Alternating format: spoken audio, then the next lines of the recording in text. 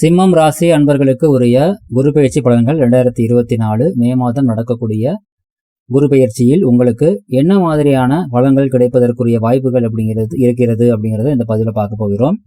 ரொம்ப முக்கியமான விஷயம், எல்லா ராசி பலன்களுமே நான் சொல்லக்கூடியது, தயவு செய்து ராசி பலன்களில் சொல்லக்கூடிய விஷயங்களை மட்டுமே நம்பி முழுக்க முக்கியமான முடிவுகளை எடுக்காதீங்க. ஏன்னா ராசி பலன்கள் அப்படின்னு சொல்லக்கூடியது எல்லாமே பொதுவானது தான். ஒவ்வொரு ராசிலையுமே நாட்டில், அதாவது இந்திய நாட்டில் மட்டுமே 12 கோடி பேருக்கு மேலே இருக்காங்க. யோசிச்சு பாருங்க, ஒரு ராசிக்கு சொல்லக்கூடிய பலன் எப்படி 12 கோடி பேருக்கு எப்படி பொருந்தி வரும்? அவங்களுடைய சுய ஜாதகத்தில் உள்ள கிரக நிலைகள், தசாபுத்தி அமைப்புகள், அதைத்தான் பார்த்தீங்கன்னா ஃபைனல் அவுட்புட்டு கொண்டு வந்து கொடுக்கும்.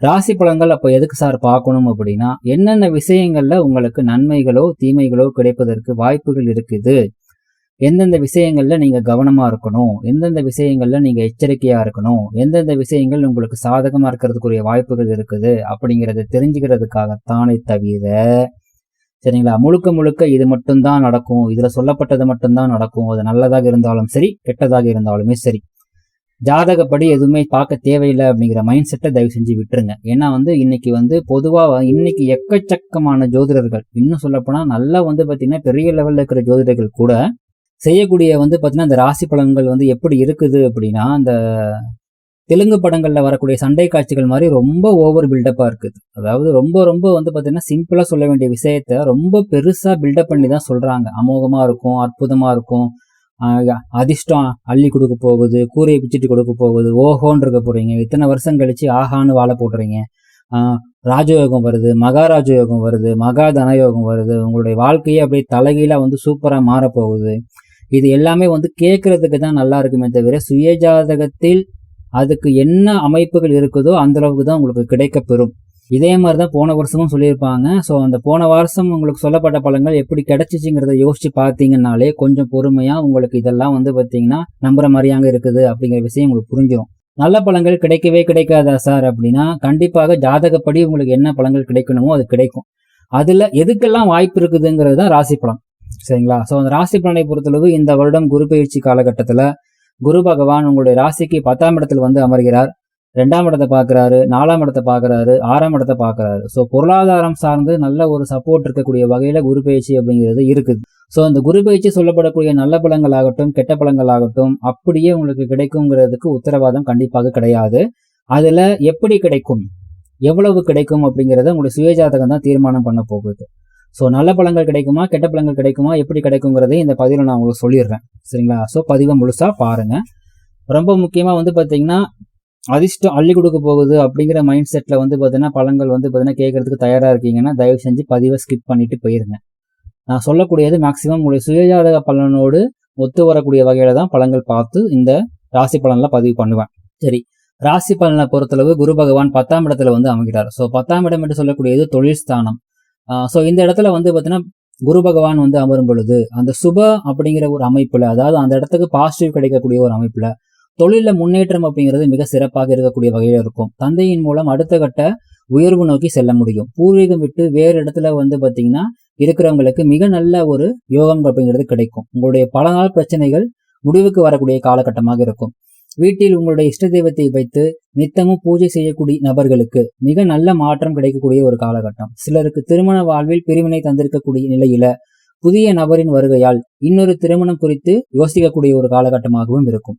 வெளிநாட்டில் வசிக்கக்கூடிய உறவுகள் மூலம் மகிழ்ச்சியான செய்திகள் கேட்டு மிகவும் மன மகிழ்ச்சி அடையக்கூடிய ஒரு காலகட்டமாக இருக்கும். ஸோ உங்களுடைய புகழும் சந்தோஷமும் மிக அதிகமாக கிடைக்கக்கூடிய ஒரு காலகட்டம். வெகு சிலருக்கு கர்ம காரியங்கள் செய்யக்கூடிய நிலையும் அப்படிங்கிறது இருக்கும். மாமியார் வீட்டில் உங்களுடைய மதிப்பும் மரியாதையும் அதிகரிக்கக்கூடிய ஒரு காலகட்டம். அதே சமயம் பார்த்தீங்கன்னா 10ஆம் இடம் என்று சொல்லக்கூடியது பார்த்தீங்கன்னா உங்களுடைய சொத்து சேர்க்கைக்கு சப்போர்ட் பண்ணக்கூடிய ஒரு பீரியடும் கூட. ஸோ இது எல்லாமே பார்த்தீங்கன்னா பாசிட்டிவாகவே இருக்குது சார் அப்படின்னா, எஸ், உங்களுடைய ஜாதகத்துல ஒரு தசாபுத்தி நடந்துகிட்டு இருக்குது, அந்த தசாபுத்தி உங்களுக்கு பாசிட்டிவா இருக்குதுன்னு வைங்க. இந்த 10ல் அமரக்கூடிய குரு அந்த பாசிட்டிவா இன்க்ரீஸ் பண்ணி தன்னால் என்ன பாசிட்டிவ் கொடுக்க முடியுமோ அதையும் சேர்த்து கொடுப்பார். இதே ஜாதகத்துல உங்களுக்கு நெகட்டிவான தசாபுத்தி இருக்குதுன்னு வைங்க, இவர் நன்மை தர்றதுக்காக வந்தாலும் அந்த நன்மையை முழுதாக தர முடியாம கொஞ்சமா பிச்சு தான் கொடுப்பாரு. ஏன் அப்படின்னா தன்னுடைய பார்வையால் 2 மற்றும் 4 மற்றும் 6ஆம் இடத்தை பார்க்கும்போது 2ஆம் இடத்துல ஆல்ரெடி கேது பகவான் இருக்கிறார், 4ஆம் இடத்துல ஆல்ரெடி சனி பகவான் தன்னுடைய பார்வையை செலுத்திக் கொண்டிருக்கிறார். ஸோ 6ஆம் இடம் சார்ந்த விஷயத்துல மட்டும்தான் குரு பகவான் தன்னுடைய முழு சக்தியை கொடுக்கக்கூடிய வகையில இருக்காரு. இந்த சூழல்ல வந்து பாத்தீங்கன்னா 2ஆம் இடத்தை பார்க்கக்கூடிய குருவால் நல்ல ஒரு சப்போர்ட் எந்தெந்த விதத்துல அப்படின்னா குடும்பம், தனவரவு, இந்த ரெண்டுலயுமே நல்ல ஒரு பாசிட்டிவான நிலை. ரெண்டாவது, உங்களுடைய பேச்சுக்கு மதிப்பு கிடைக்கும். காரணம் என்னன்னா உங்கள்ட்ட காசு இருக்கும். இந்த டயத்துல தேவையான அளவு காசு வரக்கூடிய அமைப்பு அப்படிங்கிறது இருக்குது. குடும்பத்துல சுப நிகழ்வு நடக்கக்கூடிய அமைப்பு அப்படிங்கிறது இருக்குது. ஸோ உங்களுக்கோ உங்களுடைய வீட்டில் உள்ள நபர்களுக்கோ சுபகாரிய தடை அல்லது தாமதம் ஆகி கொண்டிருந்தால் அதை இந்த நேரத்தில் சரியான வழிபாடு பரிகாரம் செய்து கொள்வது மூலமாக தடையை விலக்கி சுப நிகழ்வை நல்லபடியாக நடத்தி கொள்ள முடியும். ஸோ சுபகாரியம் அப்படிங்கிறதுல உங்களுடைய திருமணம் ஆகட்டும், குழந்தை பிறப்பாகட்டும், வீடு கட்டுறது, வாங்குறது, சொத்து வாங்குறது, சொத்து சேர்க்கறது, தங்க நகை வாங்குறது, குழந்தைகளை வந்து பார்த்தீங்கன்னா நல்ல ஸ்கூல்ல சேர்க்கறது. ஸோ இது மாதிரி உங்களுடைய மனதுக்கு சந்தோஷம் தரக்கூடிய சுபகாரியங்கள் எல்லாத்துக்குமே இது பொருந்தும். இதே வந்து பார்த்தீங்கன்னா உங்களுடைய ஜாதகத்துல ஒரு நெகட்டிவான தசா புத்தி நடப்புல இருக்குதுன்னு வைங்க, இந்த பலன்கள்ல வந்து பார்த்தீங்கன்னா முழுமையான நன்மைகள் அப்படிங்கிறது இருக்காது. என்ன காரணம் அப்படின்னா வந்து பார்த்தீங்கன்னா ஆல்ரெடி உங்களுக்கு வந்து கண்டக சனி போயிட்டு இருக்குது. ஸோ இந்த சூழல்ல வந்து பார்த்தீங்கன்னா குரு பகவானுடைய இந்த நன்மை உங்களுக்கு முழுசாக கிடைக்கணும்னா ஜாதகத்துல உங்களுக்கு பாசிட்டிவான தசா புத்தி இருக்கணும். அல்லது வந்து பார்த்தீங்கன்னா அட்லீஸ்ட் நெகட்டிவ் தரக்கூடிய தசா புத்தி இல்லாமல் இருக்கணும். அதாவது நெகட்டிவ் வந்து பார்த்தீங்கன்னா உங்களுக்கு தரல, அதே சமயம் பாசிட்டிவும் இல்லைன்னு வைங்க, அந்த வகையிலையாவது கொஞ்சம் பாசிட்டிவ் கிடைச்சிடும். பாசிட்டிவ் கொஞ்சம் கூட இல்லை, ஆனால் நெகட்டிவான தசா புத்தி தான் இருக்குது அப்படின்னா இந்த பலன்கள்ல கூட உங்களுக்கு வந்து பிரச்சனைகள் அப்படிங்கிறது ரொம்ப போராட்டத்திற்கு பிறகுதான் வந்து பாத்தீங்கன்னா நன்மைகள் அப்படிங்கிறது கிடைக்கும். சரிங்களா? அடுத்து 4ஆம் இடத்தை பார்க்கக்கூடிய குரு பகவானால் வீடு, வண்டி, வாகனம், சொத்து சார்ந்து நல்ல பலன்கள் அப்படிங்கிறது இருக்கும்.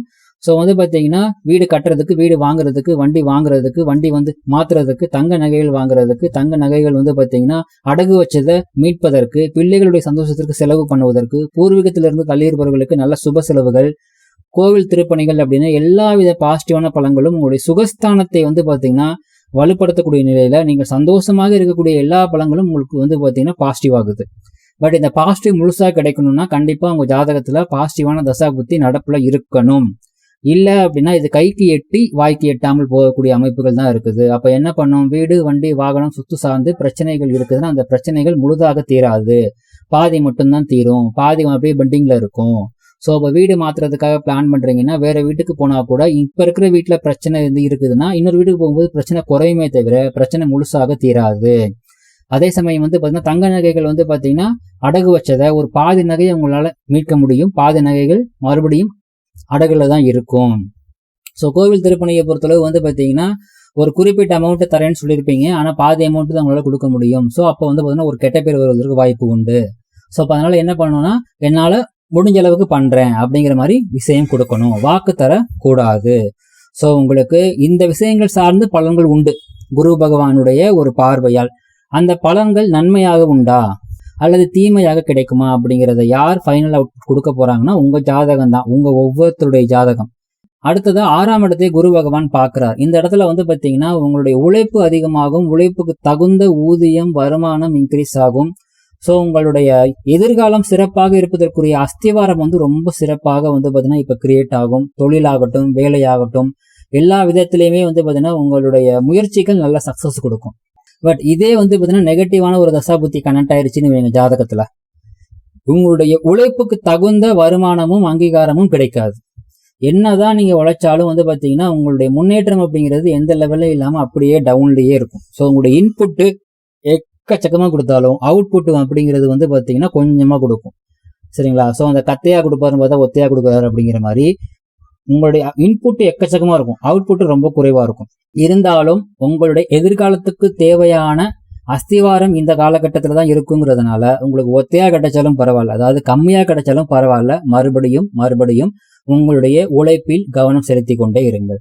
இதுல நெகட்டிவான இன்னொரு அமைப்பு என்ன அப்படின்னா கடன் அதிகமாகும், உடல் நோய் பிரச்சனைகள் அதிகமாகும், வம்பு வழக்குகள் அதிகமாகும். இதெல்லாம் சரி பண்றதுக்கு சிம்பிளா கோவில்களுக்கு சென்று உழவார பணின்னு சொல்லி ஒண்ணு பண்ணுவாங்க, கோவிலை வந்து சுத்தப்படுத்துறது. அந்த பணியில வந்து பாத்தீங்கன்னா முடிஞ்ச அளவு எத்தனை வாட்டியெல்லாம் நீங்க போய் பங்கு பெற முடியுமோ அது எல்லாத்தையுமே பண்ணுங்க. ஏன்னா வந்து பாத்தீங்கன்னா உங்களுக்கு கண்டக சனி நடப்புல இருக்குதுங்க. இந்த கண்டக சனி முடிஞ்சதுக்கு அப்புறமா உங்களுக்கு அஷ்டம சனி வரும். ஸோ வந்து பாத்தீங்கன்னா அடுத்த ஒரு 4 வருடங்களுக்கு வந்து கோச்சார சனியால் உங்களுக்கு வந்து பாத்தீங்கன்னா நன்மைகள் அப்படிங்கிறது சுத்தமா கிடையாது. ஸோ இந்த காலகட்டத்துல குரு பகவானுடைய நன்மைகள் உங்களுக்கு வந்து கிடைக்கக்கூடிய வகையில இந்த குரு பெயர்ச்சி இருந்தாலுமே அந்த நன்மையை நீங்கள் முழுதாக பெற வேண்டும் என்றால் உங்களுடைய ஜாதகத்தில் அதுக்கு உண்டான தசாபுத்தி கனெக்ட் ஆகணுங்கிறது மாற்று கருத்து கிடையாது.